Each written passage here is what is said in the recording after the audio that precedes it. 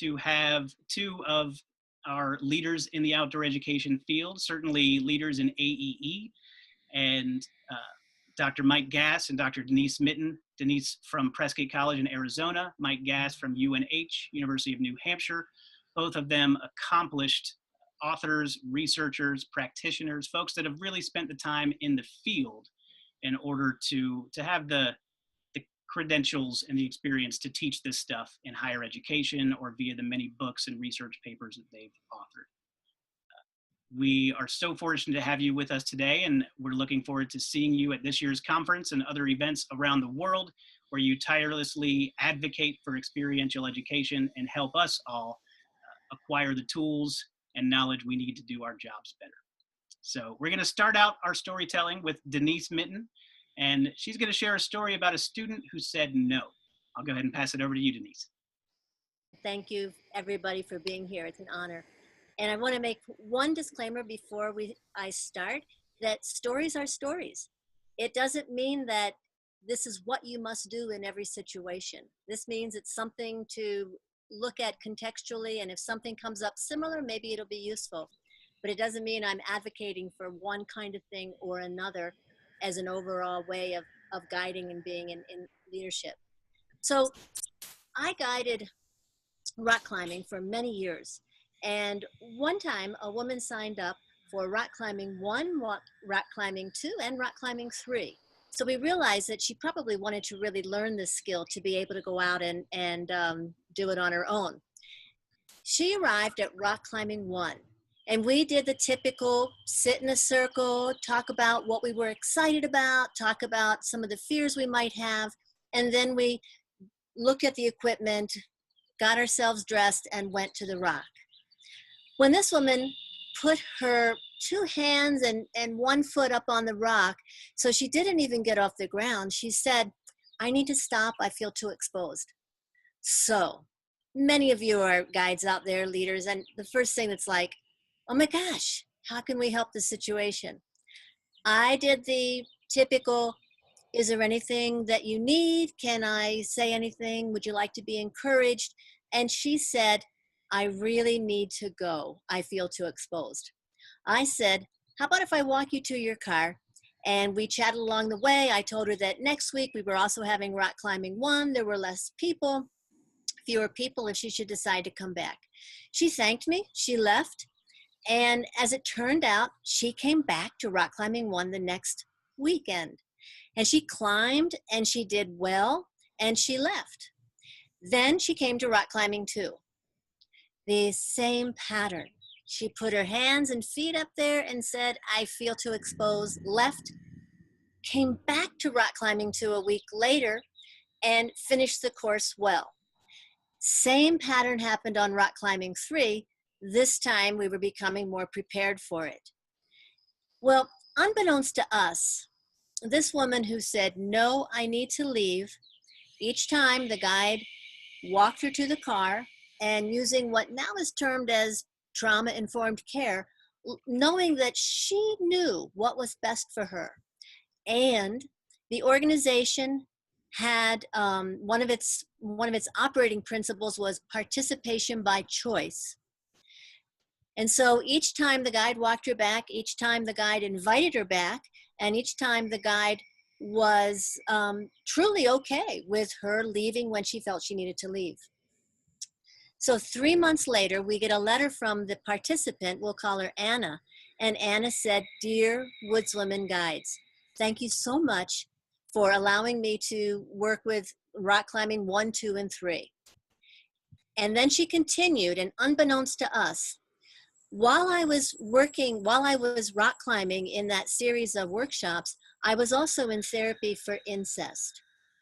And I wanted to thank you because you allowed a place where I could say no, leave, and not face the same repercussions that I was so scared of when I was a young child. So we had no idea that this experiential piece was being used by this woman and her therapist in a therapeutic manner. However, what we did know is it is our ethical practice to listen to clients and to be where they are. So Anna was probably in her 30s. What happens when somebody might be 6 or 7 years old? When I was in graduate school, I was a belay person for REI. So I spent many Saturday mornings helping kids climb the REI pinnacle. And oftentimes their parent would be the belayer, be there, their cheerleader or whatever, their encourager. And this pattern happened a number of times. A dad would bring a child in, and the child would be climbing, and the child at 6 or 7 years old gets about one body length above the ground and often says, what? I want to come down. And that's very developmentally appropriate. And so many times the parents, and especially the dads, would do what? How might they encourage their children?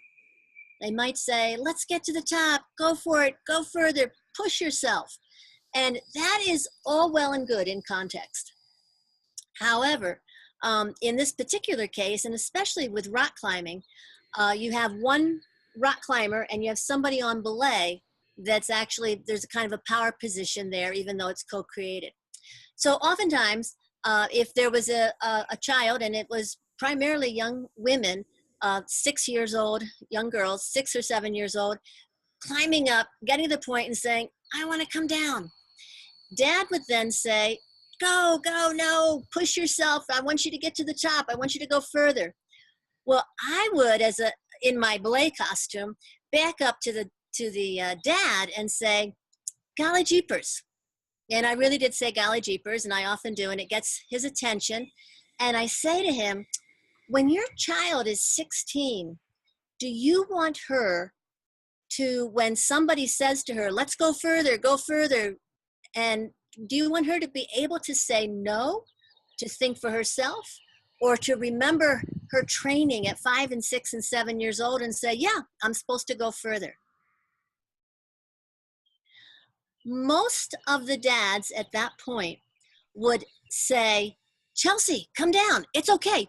You need to control how far up you go. You know when you've had enough, and you know when you're done.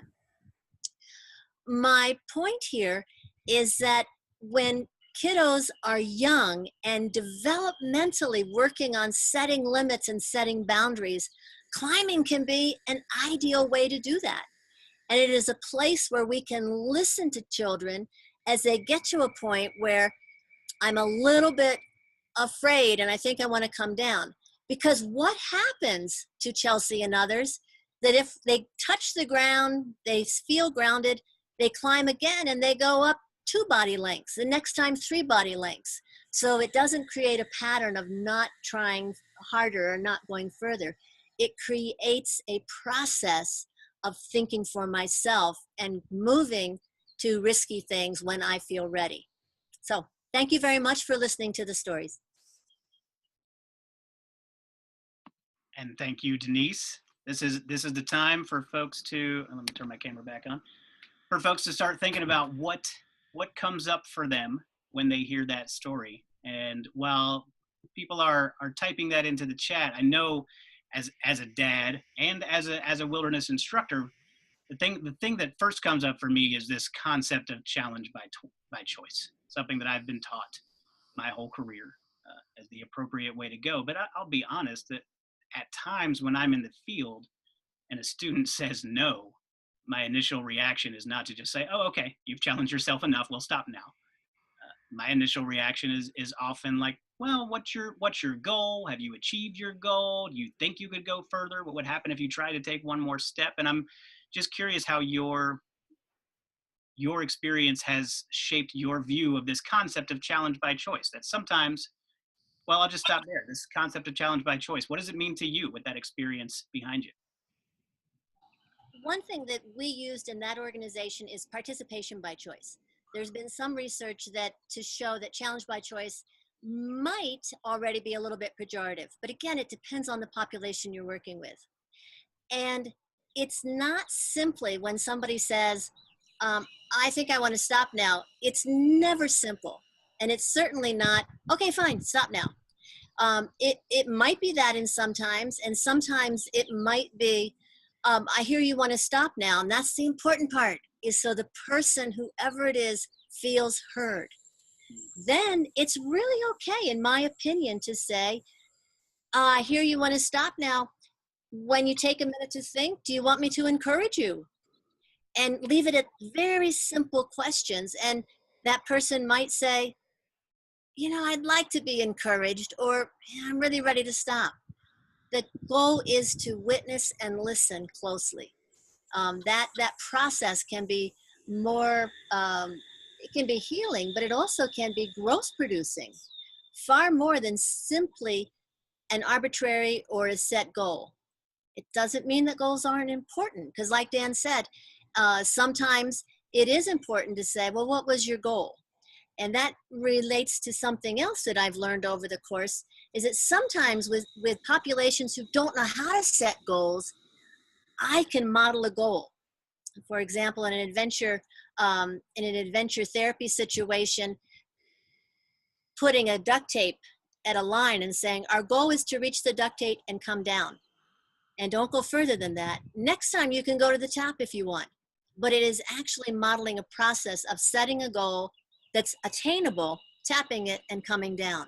So there's lots of ways to work with all of these considerations. Thanks, Dan. Interesting. So Mike is asking, you were a relatively young instructor, it sounds like, when you were doing this, or newer. How did you have the insight to guide like this? What kind of teaching or experience did you have to know that it was okay to just let her say no and not do it? And before you answer, Denise, let me add in on that. Denise, I've known you for a long time, and you've established a capability or an uncanny knack to follow up with golly jeepers, follow up with something that's very insightful. And I'm wondering, as you share your experience with others, if you have a model, how you speak from your heart, and how do you access those points that you could share with us? Because I just think you do these things and all these wonderful things happen. And insight into Denise Minton strategies would be wonderful. Thanks, Mike.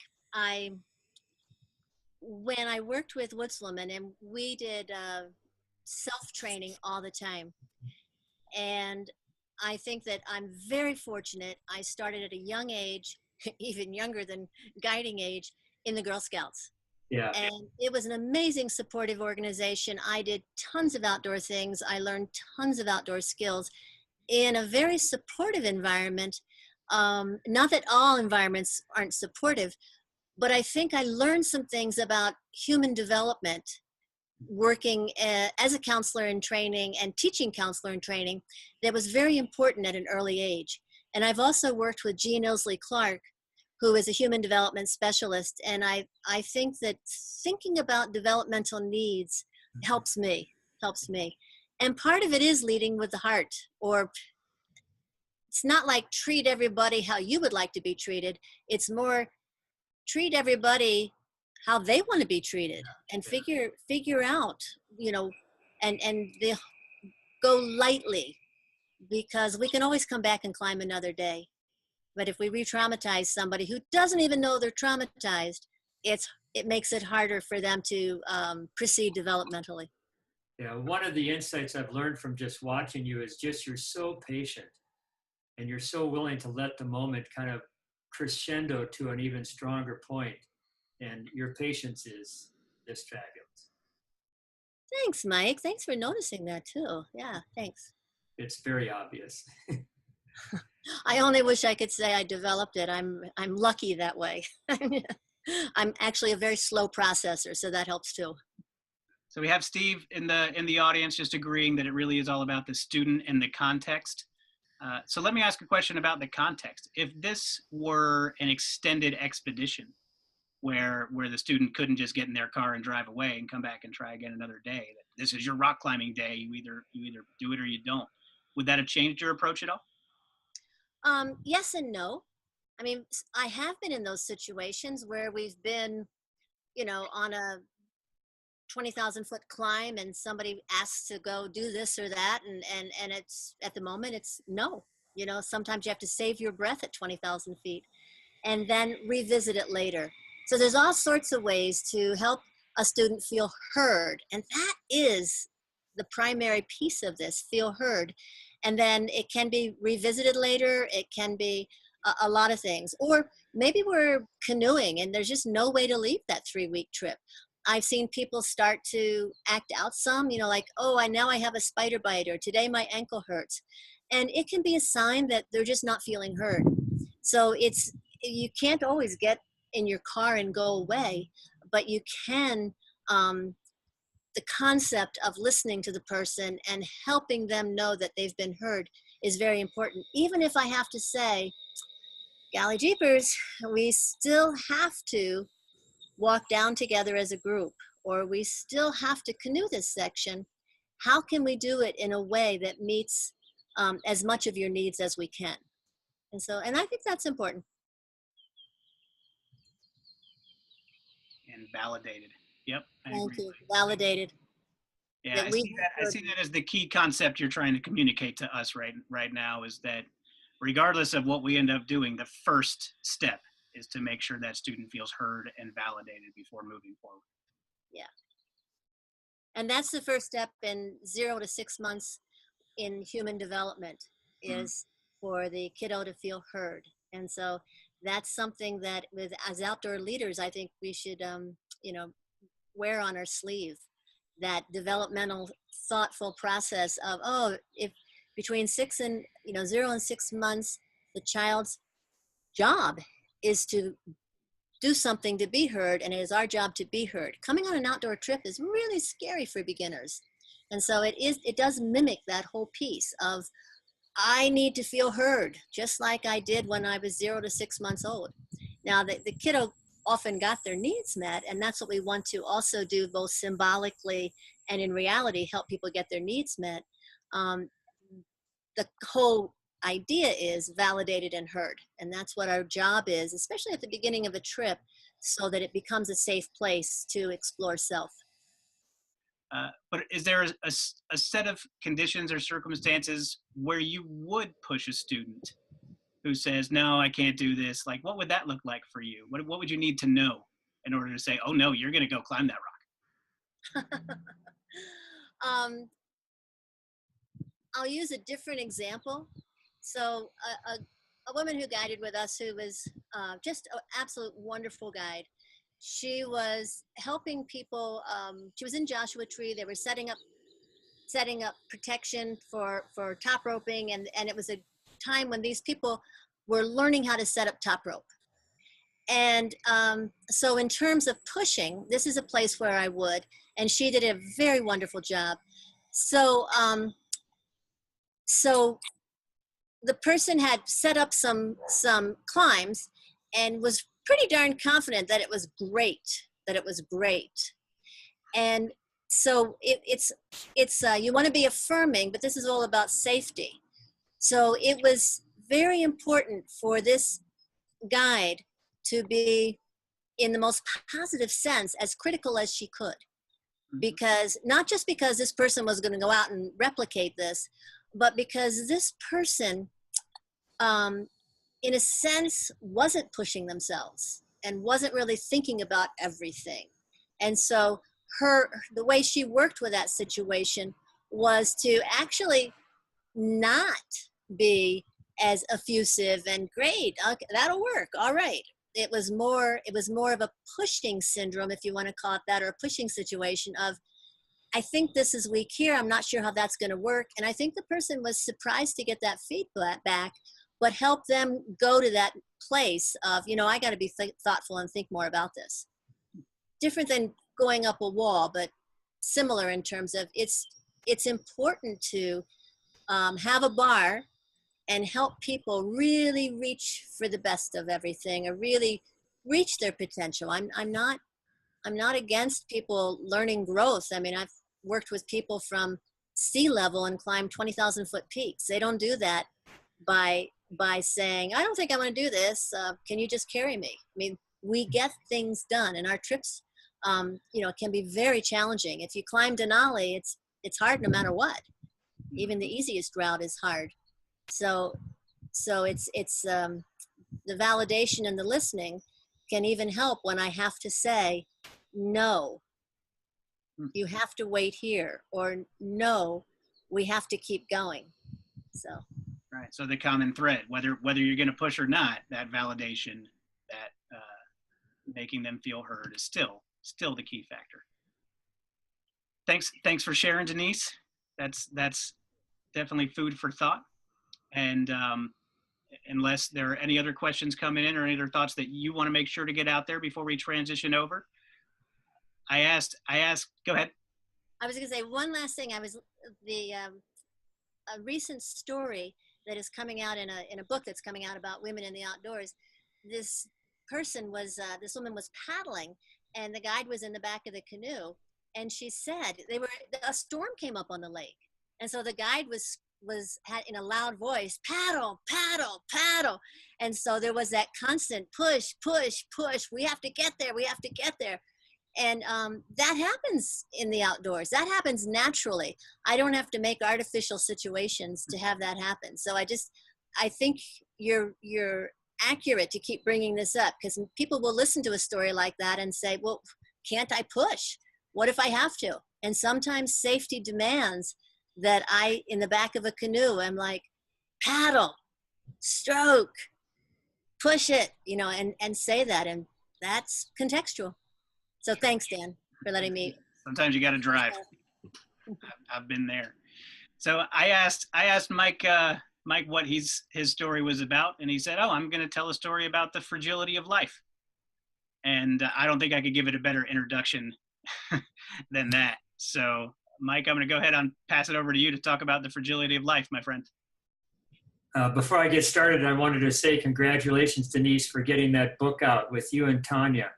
I was just in Australia and I saw Tanya Gray, and she had a copy, and she was so proud. You have a lot of pride in there. And I was at a dinner party and I kind of became socially awkward because I'm sitting there reading your book when people are trying to talk to me. But good work. That was wonderful. This is a story. This actually was part of my first course in my doctoral program. And in June of 1982, I was on a course that was offered by Rocky Kimball at the Santa Fe Mountain Center. He was executive director of the Mountain Center at that time. And for those that don't know the Mountain Center, I just feel it's one of the best places we have, and we offer programs to clients, and they work with the most disadvantaged and socially needy programs. And I like to call it the moral compass of our field. And so when we can, as a field, follow the direction that the Mountain Center is going, I think we're going on the right path.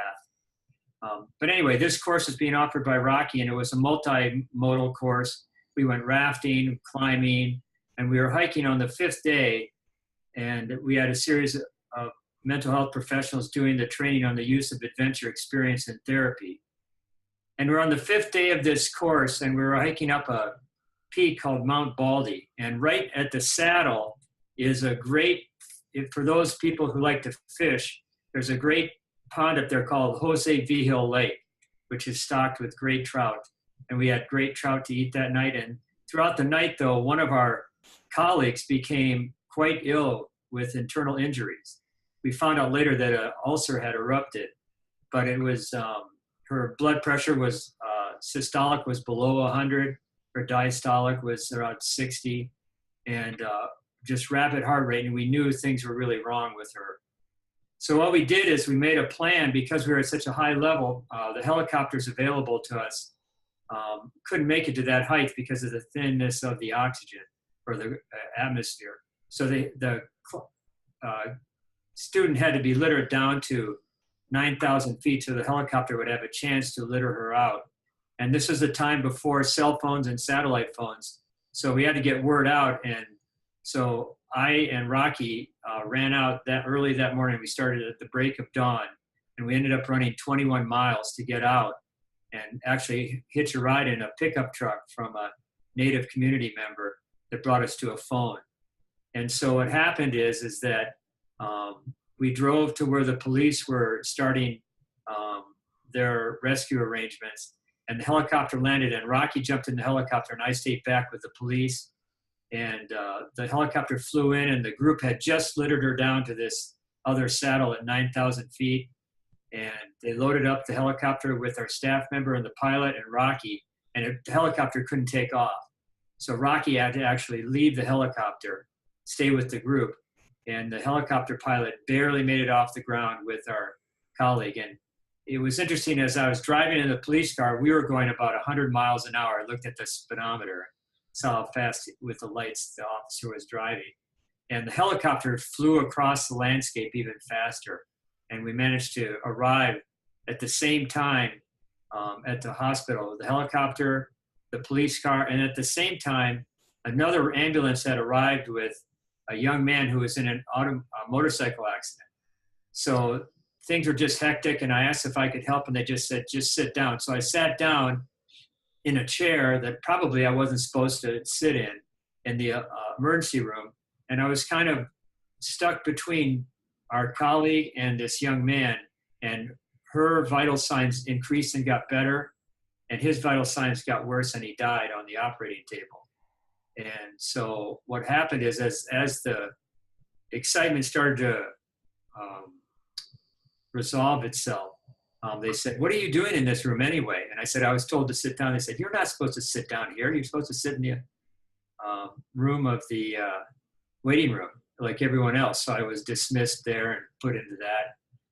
And then the next day, I drove into the trailhead and met the group, and we went out on a 2-day solo.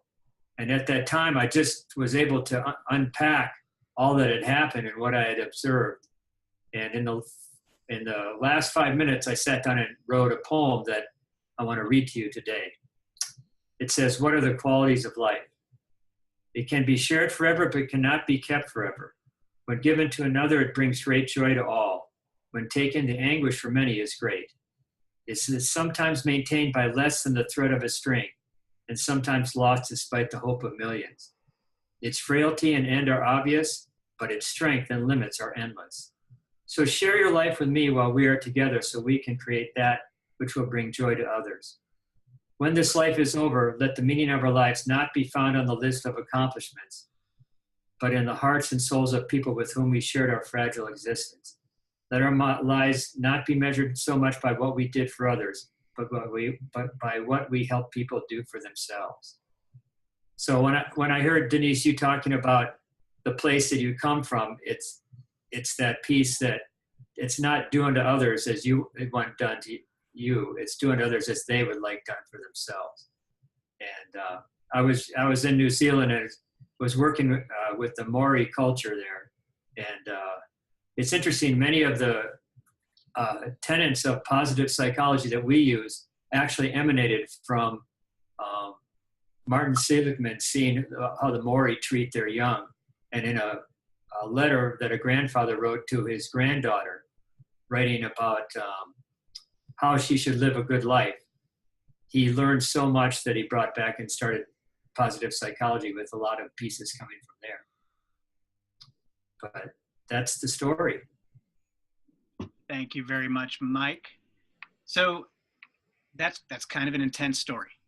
Yeah, it was. There's a lot going on there. I mean, there's at the initial part of the story, there's a lot of action. There's a lot of decisions that need to be made. It seems like you made some pretty quickly. We're going to get this person out of the field. We're going to call the helicopter. I'm curious a little bit about the thought process that went behind that, and then maybe dig into some of the more profound issues that you touch on at the end of the story. But that process, when you're getting ready to, or making the decision to evacuate this participant, are there factors that needed to be considered? Is there a reason you were so quick to decide we're calling the helicopter?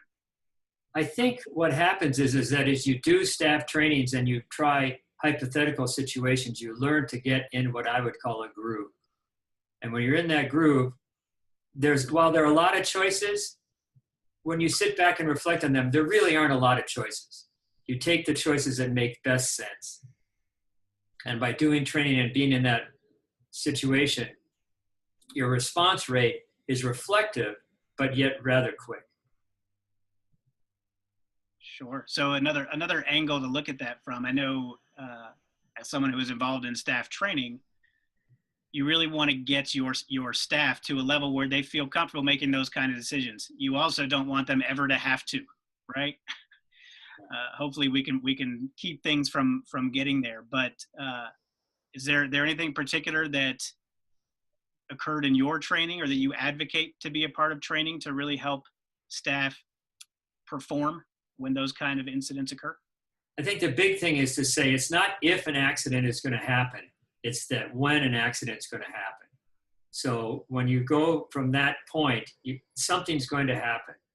And the other thing is that Jed and I did some analysis of accidents in accreditation. And one of the things that we found is that 80% of all accidents are preceded 2 years prior to that time by a close call that mirrors that type of dynamic. So if you really want to prepare yourself as a program for the accident you're going to happen, is that you examine recent close calls that you've had. And that is the best training and the richest training you can have. And then when the common saying is when the accident happens, sit down and have a cup of coffee and then plan what you're going to do. Stop and think is what you're recommending? Yes, exactly. Reasonable advice. So let people know that an accident is going to happen. It's like students who, when I talk about lost students, I said, if you become lost, just sit down and I will find you. If you want to be elusive, just keep walking. It'll take me a lot longer to find you. But if you want to be found, just sit down and I will find you. So looking at the second half of that story, mm-hmm. this is not taking place in the field. This is taking place in a hospital and inside, sort of inside your mind, right? You wrote this beautiful poem, and can I ask, is that your handwriting in that? That's my mother's handwriting. Man, that is beautiful. Yeah. So it seems to me that the lesson there really sort of happened at the end of your perspective being shaped by seeing someone make it and someone not make it. The question that comes up for me is, how has that impacted your work after that? I know you spent a lot more days in the field after that and put out a lot more material. How did that change what it is that you teach, what it is that you practice? I think one of the tenets I always try to tell people when we interact is be present. We have this time. I have this time now with you, Denise, and others, and be present in this time, because we're never going to have this time again. And if you can just see the richness that happens, and that's what was one of the points that was punctuated by this experience, is that I don't know when our time will be that we can be together like this again. So take advantage and get all the richness you can out of this time. And also value and honor the people you're spending time with. I guess that's why people like you so much. You do that well. In terms of some of the things you were talking about, Mike, I want to honor and thank you for all you've done with accreditation, because that very thing of analyzing and understanding the near misses, which is part of the whole process, and that piece that you have professionalized so much in our industry, fortunately or unfortunately, we can't measure how much that has helped. But what we do know, well, you actually do have some measurements that you could talk about. But just going back to that you've really pushed, in the most appropriate sense, our field to really understand those relationships and to become more professionalized in how we use the information, and that we do use the information.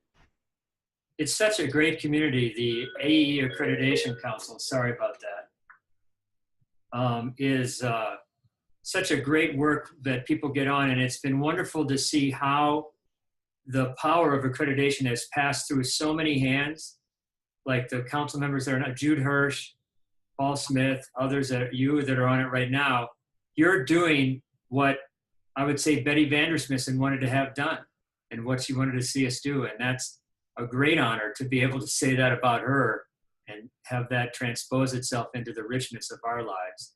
And the recent research that we've been doing is that we found that accredited programs have lower accident rates than non-accredited programs. And they also achieve better, and this is an adventure therapy, they have better results than non-accredited programs. So this is a big plug for Steve Pace. He keeps wanting me to have the research done and finished, and it's still working on. But I can tell you as a sneak peek preview is that the accreditation program is working, it's working well, and it's getting great results. And thanks to you and Steve and others, it's going along well. Thanks for the plug, Mike. We have a few folks involved in this series that have also been involved at accreditation at one point. So that might be something you hear more of as we go on. We have a question coming in from some folks at AdventureWorks. Over the course of your research in the field, have you found best practices for debriefing staff who have been involved in a traumatic experience in the field? Are there indicators that show whether or not they're ready to get back into the field? You know, I haven't. I definitely should, but I haven't. One of the things I would say, my observation is that those people that have prepared themselves for these types of situations are emotionally much more ready, and their stress debriefing goes faster if they prepared themselves ahead of time. If they get what I would call blindsided, they've never even thought about this possibly happening, I think those people are less ready. And when things occur, are greatly affected and even more affected than those that have had some preparation. How did you all debrief that experience in the story that you're telling? Well, the thing I think that worked really well for us that was kind of a incidental type of thing is that we went on a 2-day solo right after that. Mm. So it just really helped put things in front of us about what we were doing. And I think the professionals that came out were ready to talk about it and ready to package it in a way that they could make it a positive type of experience versus like, it happened, let's talk about it. It would have been too raw to do it that way. Giving everyone to take the time to do what they needed to do, I think was very valuable. Just to recap a little bit, you know, we have Denise's story that really reminds us always validate first. Always make sure that your student is heard, and then consider what your options are for appropriate levels of challenge or how to move forward from there. From Mike's story, you know, we have this idea of being in the present moment and realizing how special every relationship and interaction that we have with each other is, and have that inform our practice. I see the question that someone's asked, how do you train new staff in the art of challenging client resistance? So one of the things I think is that how you view resistance. And one of the things that I encourage us to look at is that see client resistance as a gift of them letting us know that what we're offering them isn't really working, but they're hanging around at least long enough to see if we come up with something that'll work. I mean, the ultimate client resistance is they get up and leave, or they don't show up. The no-show is the ultimate client resistance. They're going to say, I don't like what you're doing, and I'm not even going to show up to do it.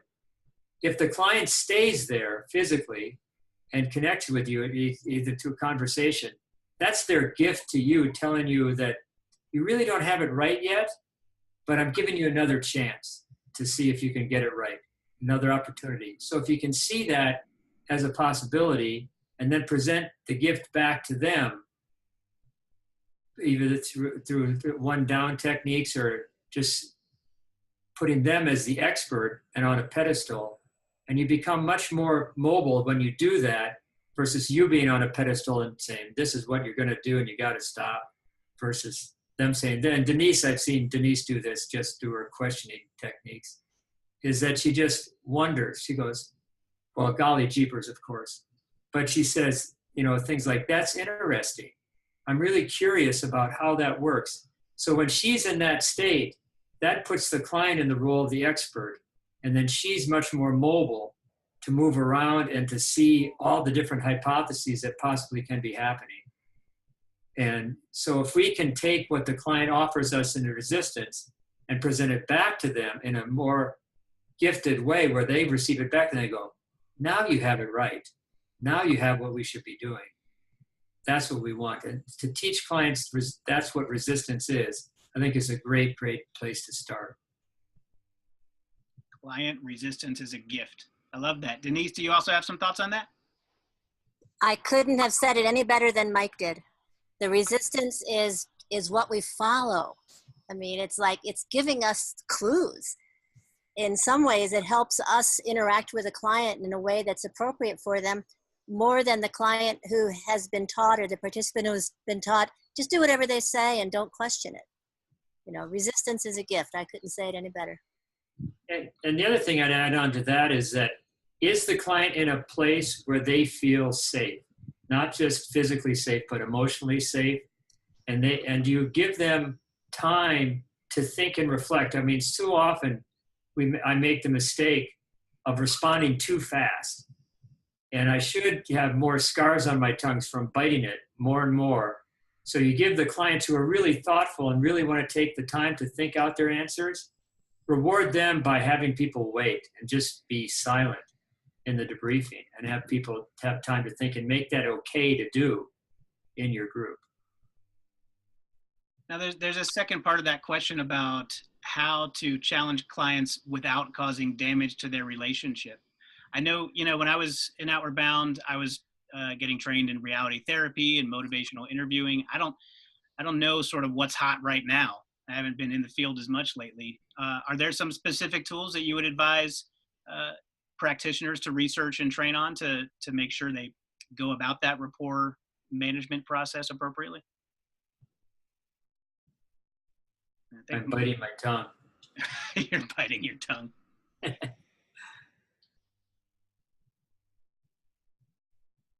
I think the piece is we know that the strongest variable that will predict change in adventure therapy is the alliance you have with the client. And so first, I would say, go to that. How much capital do you have or social equity do you have with your client?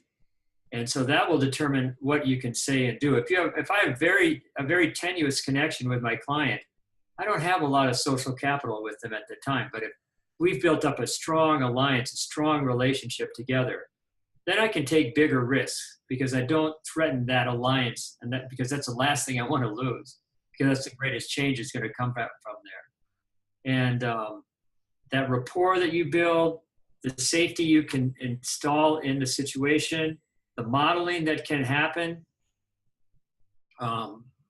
is just so vital on getting successful outcomes.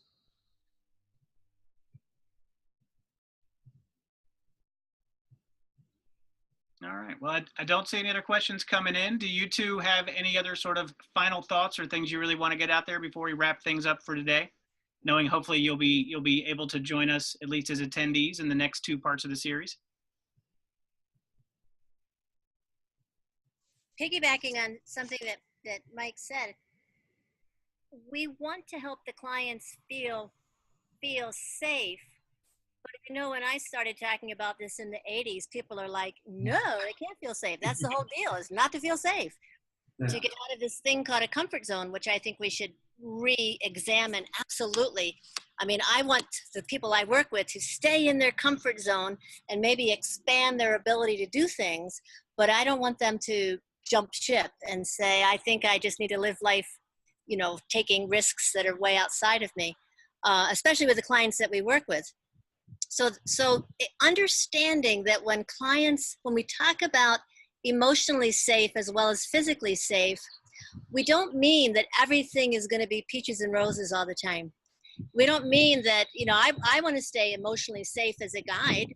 It doesn't mean that there won't be things that upset me. There won't be things that I'll be like, oh my gosh, I don't know if I can handle this. That's very different, very different. And the other piece is the challenge that we, as a field, tend to think growth happens through challenge. Now, many of us, myself included, have had to realize I love challenge. I thrive on challenge. It does not say anything about you, Dan, or about any participant that's on my trip.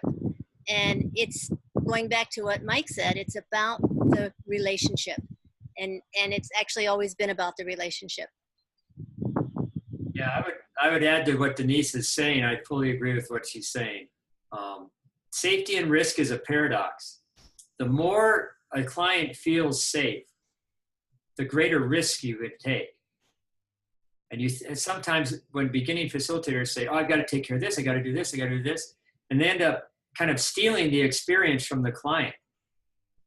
The thing that they should do is they should sit back and see those pieces are the clients. And Keith King's famous saying of that, I'm responsible to you, but not for you, is a good guideline to work with.